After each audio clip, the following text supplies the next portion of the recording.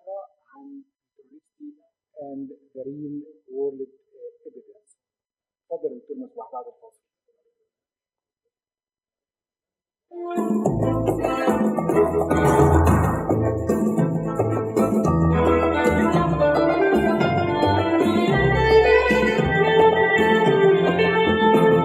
عشان تاخد جرعة الانسولين هتاخدني انا والكيس والازازة.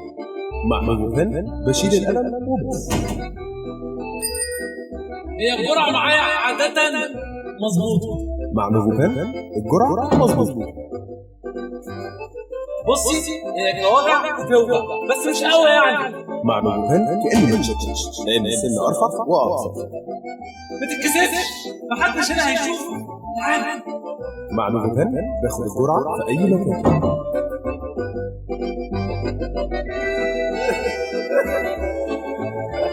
انسى السرير مع مجهول.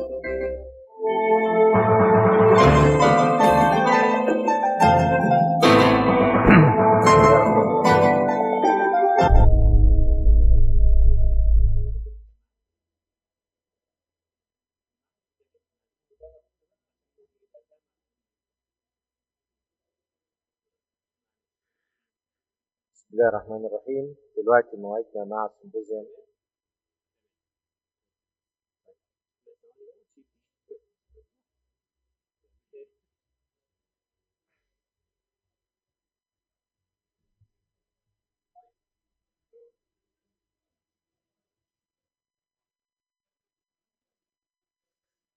بسم الله الرحمن الرحيم. في البداية بحب أتوجه بالشكر الجزيل شركة ليلي على دعوتها الكريمة لإلقاء المحاضرة في هذا السيمبوزيوم، وأيضا على دعمها للمؤتمر اليويدا فورم 2020. والحقيقة التوبيك النهاردة اللي هنتكلم فيه هو عن الجلوكوز variability.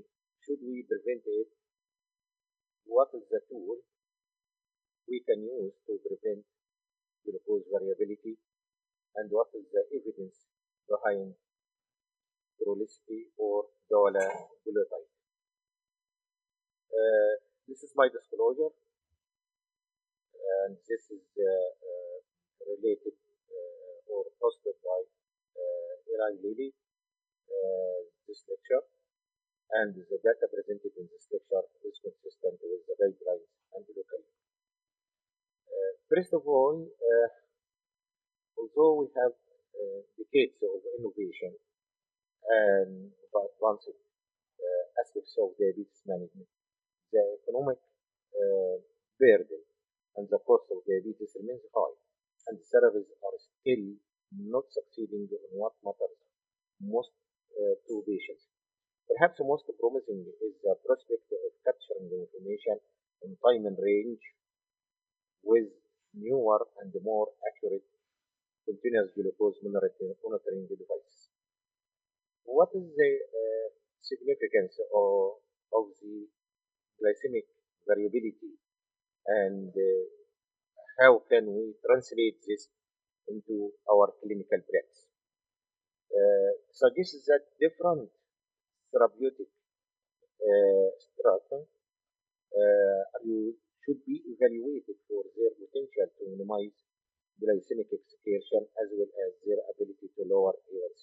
So the net goal is not only to have a lower A1C, but to minimize the glycemic excursions, as this is have very impact on the cardiovascular morbidity and mortality. And now we have a tool like continuous glucose monitoring in our clinical practice that would provide the required monitoring to minimize the glycemic variability and consequently decrease the oxidative stress and the superoxide overproduction.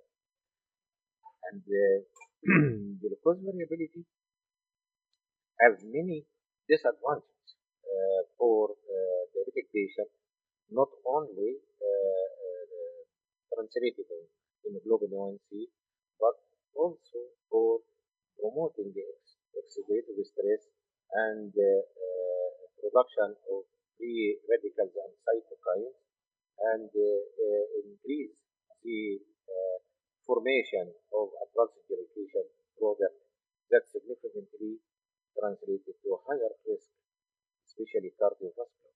And this is activation of the oxidative stress, leading to or correlated with urinary excretion rate of this substance 8-iso-BGF. So, if we have the tools to measure this, we can minimize or we can deal with the glycemic excursion and the glycemic variability. These are two examples of high and low glycemic variability. In the first chart, we see a very wide range of discrepancy between the summit and the bottom, and up and down in the blood glucose. And in the second one, we see this is minimized, although both have the same hemoglobin A1C of 8%. And what is meant by time and range? Time and range is the percentage of time during the day that the diabetic patient stay between 70 and 180 milligram DCA. The more time range is in this range, and the less time spent with up and lows, this is, means a good control, and this will lead to decrease in cardiovascular morbidity and mortality. So, if we look for this, we have many phases for hemoglobin A1C that apparently hemoglobin A1C is the same, but we have in this chart only 100% time and range in one, and in the middle we have 70% time and range, and we have 25% high and 5% low. In the third one, we have 40% only time and range. So, although hemoglobin A1C is the same, but we have this shown that time and range differ between the patients. And what is the goals or the targets? In type 1 and type 2, we need time and range to be more than 70%, and the ups less than 25%, and the lows less than 4%. And whenever our patient differ, we can change this time and range up and down according to the patient characters and the phenotype and the individualization. So, oxidative stress not related to A1C only, but it related to maximum vasodilation or the MAKE than to postprandial glucose levels. So we must minimize up and down because this will create the MAKE, and this MAKE will create the vascular morbidity and the mortality. Glycemic variability may be an important mechanism for the vascular complications by increasing the oxidative stress, and we want to measure this glycemic variability in our patient with diabetes. If we see this hypothetical two cases, we see that the reading of this patient are somewhat similar in hemoglobin A1C, but the standard deviation of these measures, as we see here, is differing 51 in one and 63 in the other. So only the monitoring, even continuous glucose monitoring, must be downloaded and must be determined, and at least 5 to 10 points must be available before having our patient or continuous glucose monitoring glucose to govern the glycemic variability. If we look now, we measure the glycemic variability and we will proceed to the tools how to combat this glycemic variability. We will have dulaglutide or Trulicity as a tool, a very good tool.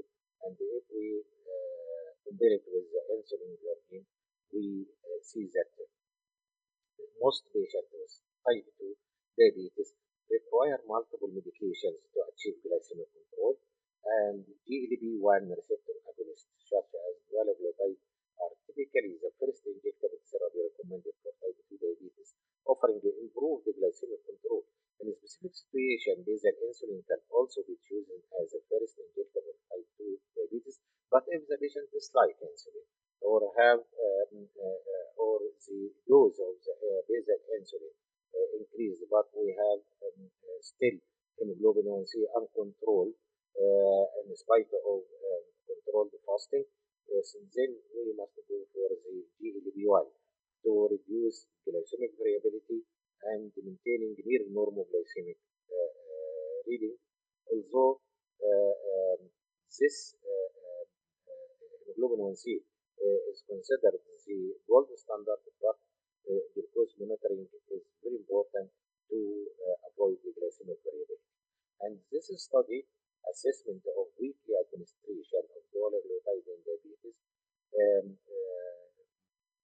having dulaglutide 1.5 milligram once weekly compared to placebo, and this is was a program of hour 9 and the hour of the program.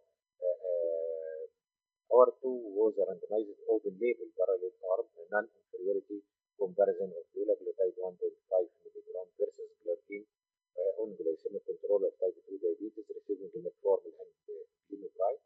Hour 9 randomized open label parallel arm non-inferiority comparison of dulaglutide 1.5 milligram versus placebo on glycemic control in patients receiving basal glargine with or without metformin. Key inclusion criteria: adult patients, type 2 diabetes, not optimally controlled as hemoglobin A1C denoted. Post-hoc analysis, including the participants of the AWARD studies, assessed the changes in the within day and individual glycemic variability from self-monitored plasma glucose and fasting self-monitored plasma glucose or frequent self-monitored plasma glucose. Analysis were based on efficacy analysis defined as intent to treat population with two profiles of self-monitoring blood glucose at baseline and evaluate our two endpoint at week 26 and 9 endpoint at week 28. So glycemic variability was measured by standard deviation, and the change of glycemic variability measurement from baseline to study endpoint carried forward were analyzed by ANCOVA within fixed effects of treatment and baseline glycemic variability measurement as covariates. What we find, this is the results. This is the demographic characteristic of the patient. It is comparable between both patients, either in hour 2 or hour 9, and within day and between day glycemic variability reduction from the endpoint by standard deviation from self-monitoring blood glucose. It is evident that dulaglutide has the upper hand, and glycemic variability decreased very much between insulin glargine and dulaglutide. And even when we have this dulaglutide and insulin glargine compared to placebo, also we have the added effect because of dulaglutide of decreasing the insulin, of decreasing glycemic variability. So within day and between between the glycemic variability by standard deviation from self-monitoring blood glucose, we see that within day and between day, this is decreased very evidently, and so glycemic variability decreased either using dulaglutide compared to glargine or using the dulaglutide and glargine compared to placebo. And between the glycemic variability reduction from baseline to end point by self-monitoring blood glucose strengthens this result and confirmed it. And so we have a tool for decreasing glycemic variability. And the dulaglutide has a greater reduction either within day or between day and day, as evident from self-monitoring blood glucose than glargine in word 2, or using it with glargine, it decreases the glycemic variability noted regarding or compared with placebo, and the addition of weekly dulaglutide to titrated glargine versus the addition of placebo to titrated glargine. So the active compound or the active converter is the dulaglutide or Trulicity, which have this effect. And another post-hoc analysis of the award studies is the effect of dulaglutide on glycemic variability have been shown or presented in the American Diabetes Association its annual scientific session in virtual on June 12 to 16, 2020.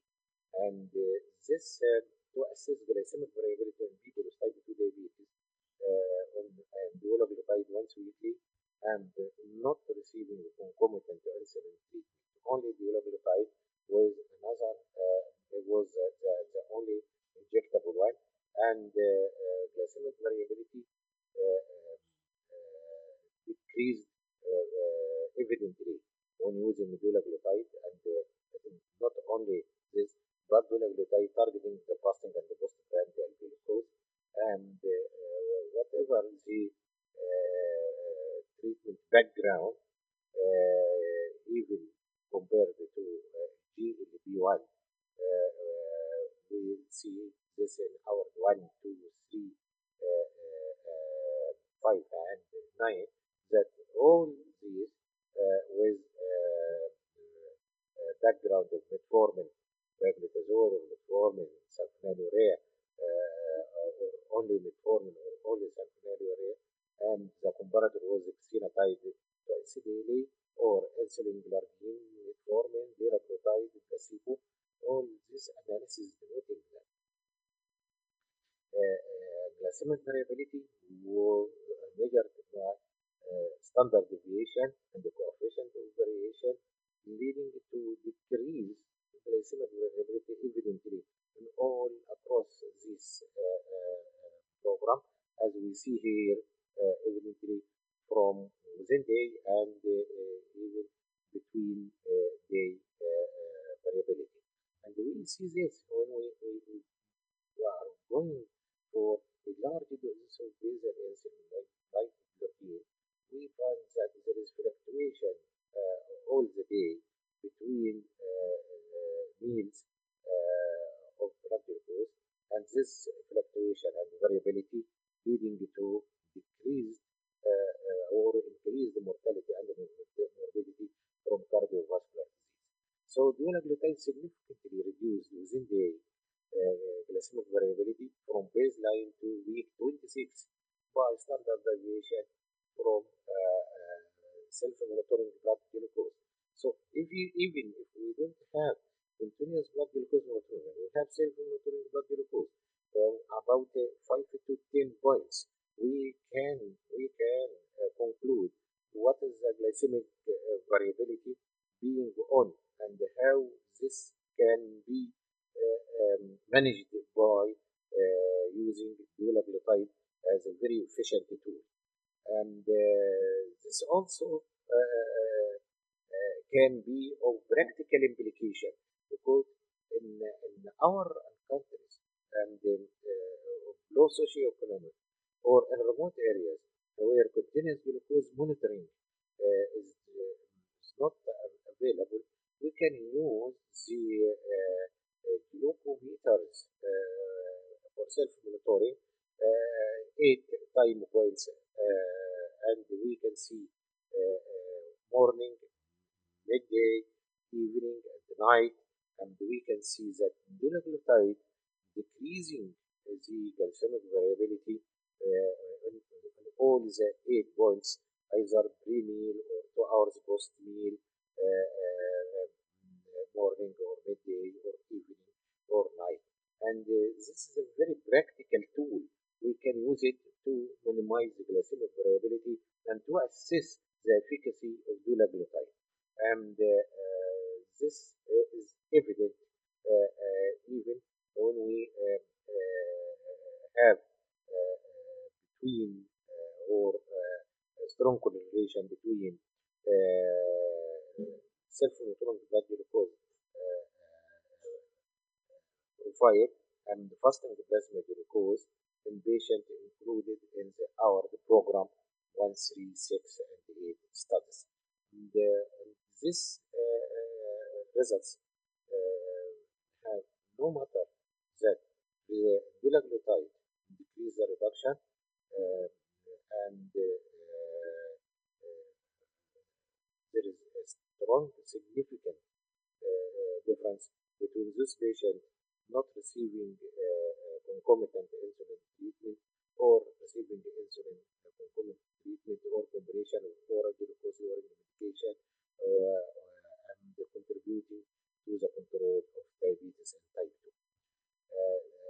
This our conclusions that we have now the concept of glycemic control not only by the means of hemoglobin A1C, but also by the decreasing glycemic variability. And the glycemic variability, to summarize, results in increased oxidative stress and liberating of more damaging cytokines and inflammatory mediators that can have very strong impact on the endothelial function and the cardiovascular morbidity and mortality. And even the quality of life also is affected by this fluctuation. And this fluctuation can be measured either by 8 to 10 points of self-monitoring by the ordinary glucometers downloaded or by continuous glucose monitoring if available. And all the hour the program we see that dulaglutide have superiority in decreasing glycemic variation or the glycemic variability within day or from day to day, and whatever the background, whatever the comparator, the background was insulin or oral, or the comparator was DLB1, and we see that it's a very good tool to manage the glycemic variability and reduce the oxidative stress and reduce the complications of diabetes, especially the cardiovascular, as proven in all the studies and all the guidelines. So dulaglutide is very efficient. Dulaglutide once weekly, easily to adhere. Dulaglutide decrease glycemic variability. Even dulaglutide giving the protection and the prevention of cardiovascular disease. And thank you very much.